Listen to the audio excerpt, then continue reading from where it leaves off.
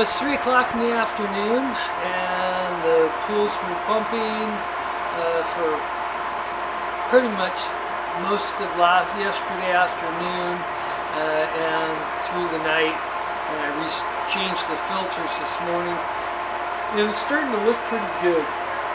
I ended up adding another 4 bags of shock this morning. Let's take a look at it. So we can't quite see the bottom here, but we're seeing over here. We're seeing the bottom. We can see some leaves down there, but it's starting to clear out pretty good. By this time tomorrow afternoon, we should be seeing a marked improvement in clarity. It will not be perfectly clean, but in reality, by tomorrow afternoon, it should be almost ready. You could swim if you were desperate. Okay, so it's day 3. I've done a little more vacuuming to discharge, and I just started my creepy crawly running. It's got some work to do, but basically I can see the bottom now. It's not great, but you can see when things are that are on the bottom. And I did a little more vacuum discharge and got rid of a few more leaves. Creepy crawly is going to now start working on the side walls. I'm going to put some more chlorine in. It looks like this year my biggest problem is from a pine tree that's over across the way over here, getting stuff in rather than too many leaves. I haven't had huge volume of big leaves. I did get some from the big maple tree that's over here, but not too bad. So all things considered, I think I'm probably running a little bit slower than last year. Last year, by the end of day 3, it was really, really clear. But I think you're going to find that over today, I'll get most of the rest of this thing. It should start turning blue.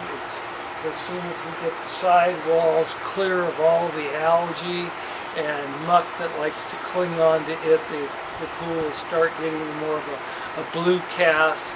Probably by day 5, I'm pretty certain I'm going to have a fairly clean pool, and I would be very comfortable in letting people swim. They could probably actually swim today. My chlorine level's probably starting to drop. The pH is fine. All the bugs are dead that were in the pool.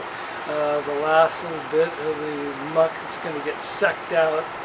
So maybe, if one of the kids were desperate at the 5, 6 o'clock this afternoon, they could go in.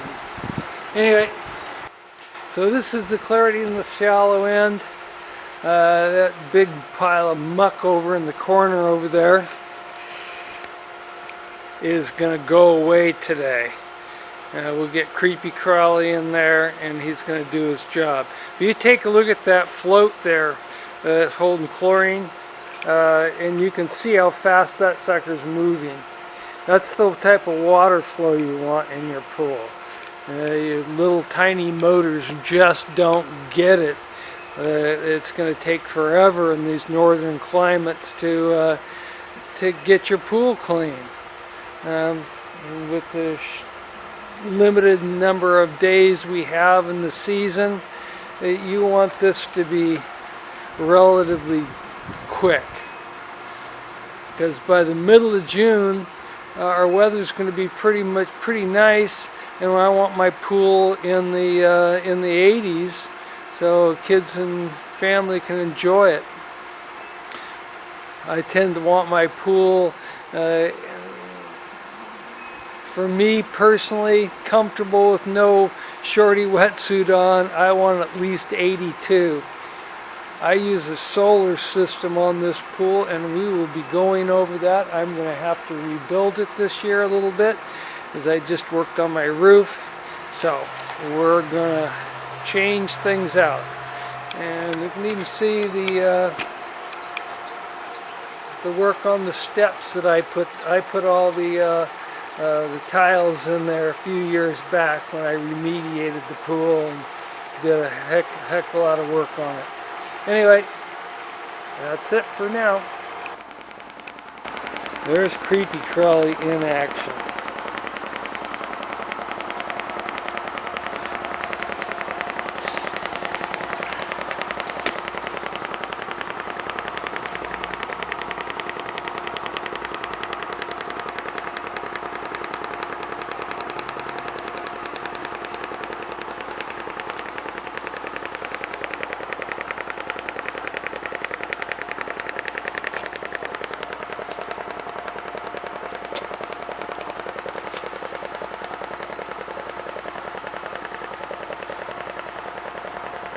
And you can see the clean swath that leaves behind it.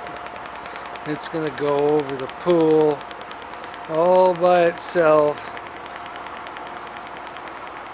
hundreds of times, and it pulls all that stuff off the plaster. You don't want to brush until after you've had Creepy Crawly on the pool for a couple of days. It'll get stuck, suck up a leaf or get a pine cone in its a little bi-directional valve in there, and you have to come up and stop it and get that out of there. But man, it's by far better product than any of the others on the market. All those ones that say they go along the bottom to get your leaves, well, what about all the muck and stuff that gets stuck to the side of the plaster? You want something that gets up that. What'll happen if you end up scraping all this muck into your pool? It's going to plug up your filter, and it's going to take a long time for you to recover. We want it to go directly into the hose and get sucked directly into the filter where it's going to capture it. Now this was my filters after I changed out the first time. They're pretty nasty. And this was the set, my original set from last year. I've got another one in there. My pool pressure right now is about 20 pounds. That's actually already coming up. When it hits about 30 pounds, I'm going to have to take that out and put the other one back in. I'll probably clean the ones that I took out yesterday and swap it out. You don't want to have to keep messing around with it. 30 pounds is about as max as I want. By the time it gets to 30 pounds, my flow is going to be about 1/3 of what it was before. So we definitely want to take that into account and deal with it. Okay, today is day 7 of startup. It took a little bit longer this time to get the pool going because I had so many pine needles in it. Fortunately, 2 days ago, my neighbor took down the big pine tree that's been dumping so much pine needles and pine cones. Pine needles are really hard to get out of the pool, but Creepy Crawly does a very good job, and vacuuming yourself will do a really good job. The more organic material you have in the pool, it just takes a little bit longer.